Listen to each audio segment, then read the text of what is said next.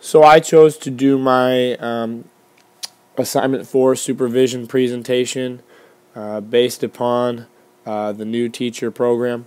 This was an assignment that I thought was most beneficial to me as I look ahead to becoming an administrator, and both as administrator and also as a fourth-year student or teacher. So I am actually right at the tail end of the new teacher induction model as it's set up in my district. So this was very insightful and definitely opened up some windows for me.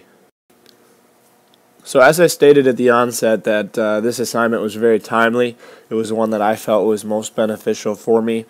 And it helped me look at other districts as well as the one I'm employed by to see how they laid out their program and how they defined aspects that made up the program.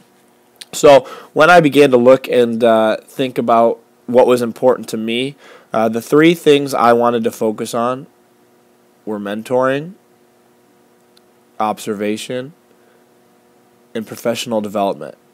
These three items are what I think are the most critical aspects of the new teacher model, and each one depends on the other's success in order to create a master teacher. And to briefly cover each of those, the district has to provide meaningful professional development. They have to make it so being a master teacher or mentor teacher is seen as a huge compliment and positive. And last but not least, the observation and evaluation cycle has to be critical. When I was looking at these programs, the Department of Education for the state of Delaware had the best layout for the process, and theirs was broken down into these modules, and I liked it because it was so clearly explained. And you can see that their first module was classroom environment, and then we had planning and prep. So I really liked how they broke it down at the Department of Education, but next we'll talk about the first step. So the first and most important step is the interview. As a principal, I often think about what I would like to change or control about the interview process, and I think the first step would be that conference room type. Something that you had posted in my grade reflection on this was, why don't we flip it? Why don't we weed out the teachers or use a weed out system from teaching a lesson and then flip it so that the conference room getting to know you is the after they've been weeded out, because first and foremost, I want to make sure that this person cares about students. So, to truly care about kids, that's what I want. That's something you can't teach, and that's something that I want every one of my staff members to just care about kids and invest in kids. Can they talk to kids about more than they're just their content? Will they give up on trouble kids? Get to know them, things like that. The second thing would be the subject matter. You need to be a master teacher. Tell me why your content matters, and make it relevant to the state standards. I think that you need to be able to adapt and change and make your content relevant to these students and relevant to the standards that they're going to be measured on. So teaching a lesson as part of the interview, it's something I had to do when I was being hired, and I think that is something that makes it very easy for the evaluation team or for the hiring committee to see what this teacher has. I think that some are naturals and some aren't, but it will really paint a good picture of what this person's bringing to the table.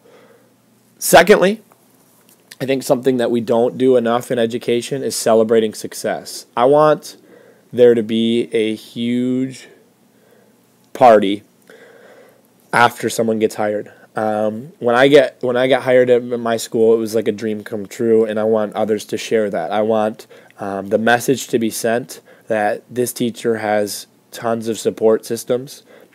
Central office needs to be invested and involved, and employees in their new building, and the celebration should focus on the new hires, and I don't want it to be bogged down by paperwork. I want to set the tone that this teacher can become familiar with the district, can be a part of what we're doing, and not be overwhelmed. I'll have other teachers there to help with that transition, but this celebration should be the first thing that each teacher experiences with their building.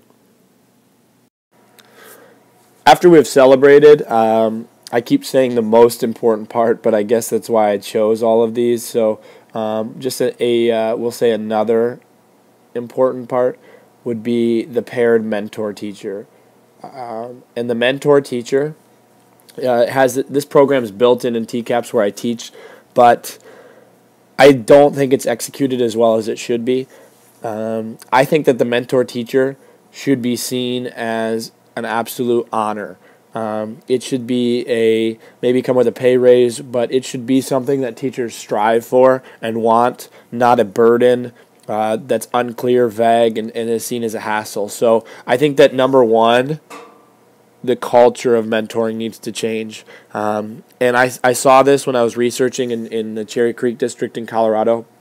And I think that in my model that teachers would qualify for being a mentor through being rated highly effective in the evaluation process, so high evaluation marks. And then I think that the mentoring program should revolve around goals. District goals, personalized goals, goals that the principal has autonomy over, so building goals. And we need to give the mentor and the new teacher common prep period, so give them time.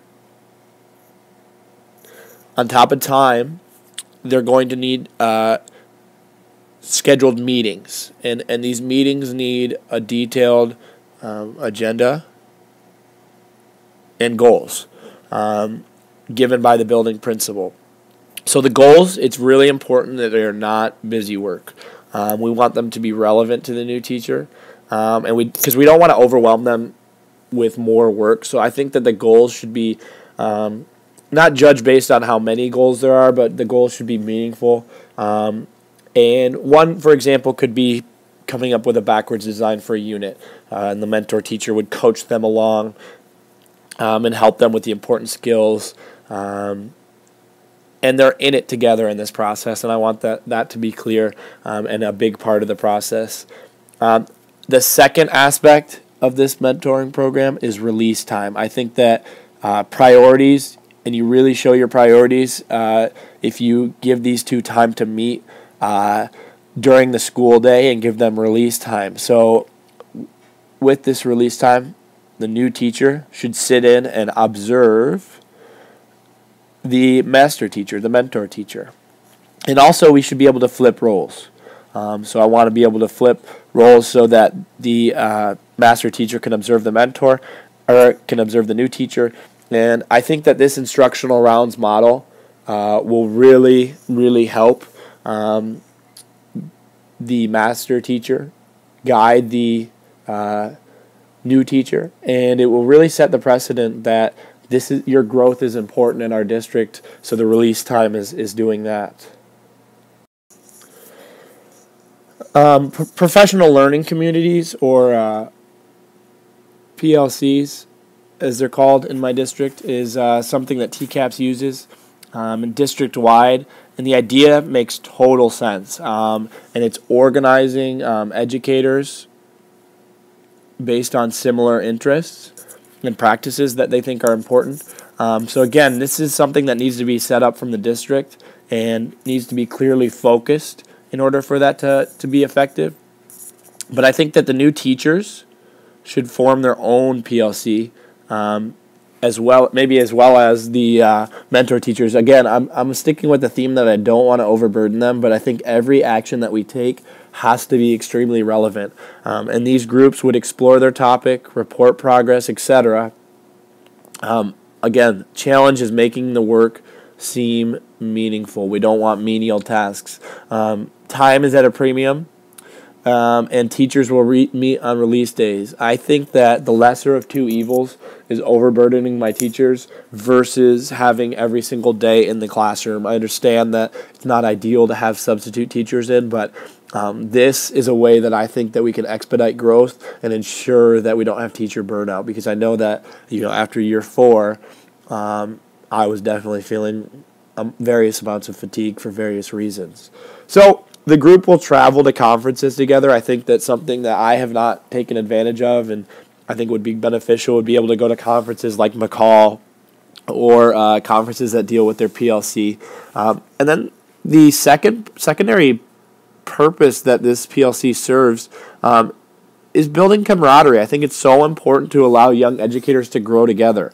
I want these groups to become friends. I want them to go out to trivia nights on the weekends. And I mean, I certainly can't force this to happen, but I think that one of the best things that happened to me was becoming friends with a group of teachers that got hired in the same year. It really, really made for a good transition and was very, very happy for me.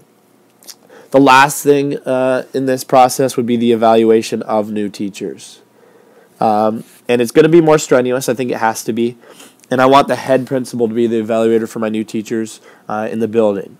The principal needs to invest a lot of time into these new teachers because he was the reason or she was the reason that they are hired. It's kind of like your rookie prospects that you drafted. I want formal observations done 3 times a year. And that's about once every 3 months. I think is an appropriate frequency to go through the formal observation. That's your pre-observation, post-observation meeting, pretty traditional, where you talk about the goals. And what I think where my plan gets a little bit different is I would require my principal to have weekly visits, and I want to use the Marzano walkthrough eye observation tool. And this tool, I don't know too much about it yet, but as it sounds, it should make it fairly simple and less tedious for a principal to come in and look for pedagogical skills that they desire and be able to walk through a checklist on if it's good teaching and learning happening in there. So I want that to happen once a week. I think that it's essential that principals become familiar with the teachers, and I think that's a big downfall I've witnessed in my time at TCAP. So that is my new teacher induction model. I've walked you through the various steps and my important aspects, broken down what I think is important. Again, this project was really, really beneficial to me because I think one of the things I had yet to think about was the new teacher process, but putting on the different hat of the administrator, you know, I'm so used to complaining about the downfalls of the system I'm currently going through. This was the first time that I began to think about the alternatives and the positives. It wasn't necessarily easy, but it was very, very insightful, and I look forward to the challenge.